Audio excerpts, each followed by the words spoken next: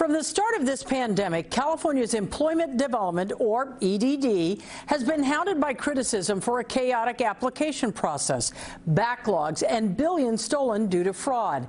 Now, some people who need the money the most are actually being told they were overpaid and will have to return some of that money. Here's NBC4 I-Team consumer investigator Randy Mack. It's very frightening. It's like it's just frightening. Musician Ron Pass calls his EDD experience scary. I don't really want to deal with the state and this coming back on us again. Commercial editor Jeff Gordon says it's been exhausting. Both are self-employed workers who lost jobs and filed online for unemployment benefits with EDD last April. I spent 4 days trying to get on, and it just kept crashing and crashing and crashing. And when Jeff finally got through, he says he followed directions for filing, looking up the frequently asked questions on the website. I said, do I need to submit income verification? And they specifically say, no, you do not need to submit documents for this. We will effort to ascertain what your income is using resources available to the EDD. Here is the passage of EDD's site referring to public unemployment assistance. It's as Jeff says, and mentions entering your total income for 2019. So he gave him his gross or total pre-tax income. Some people were told they should submit numbers that are their gross income for 2019. Others saying that they should submit net.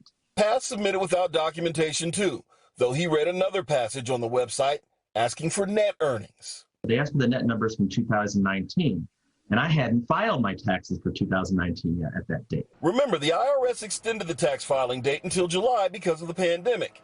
Now both are among thousands of Californians getting emails from the EDD demanding documents verifying their income, warning that they may have been overpaid. And if you don't submit, your benefits can be reduced, or if we can see that there was overpayment involved in your case, then you'll have to pay the money back. In an email to the I-Team about the issue, the EDD says there is one application for both unemployment insurance, which are state benefits, and pandemic unemployment assistance, which is federal.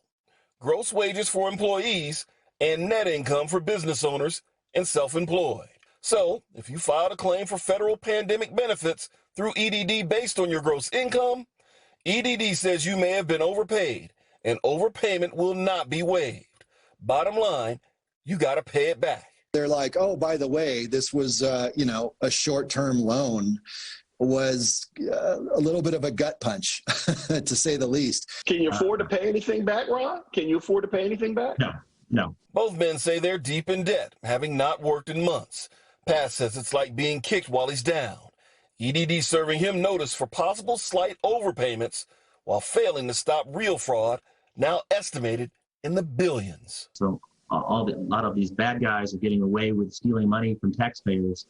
But those of us who really need it are now being asked to pay back because of what I consider mismanagement behind the EDD and, a lot of confusion involved. There is certainly a lot of confusion still out there. But if you are self-employed or a gig worker, you can actually use your state or federal tax forms from 2019, any W-2 forms that you may have, any bank statements or invoices also can serve as income verification to qualify for pandemic unemployment assistance. Again, EDD is setting a deadline. You have about 21 days from receipt of the letter or email to get this information back to them. In Chino Hills, I'm Randy Mack for NBC4 News.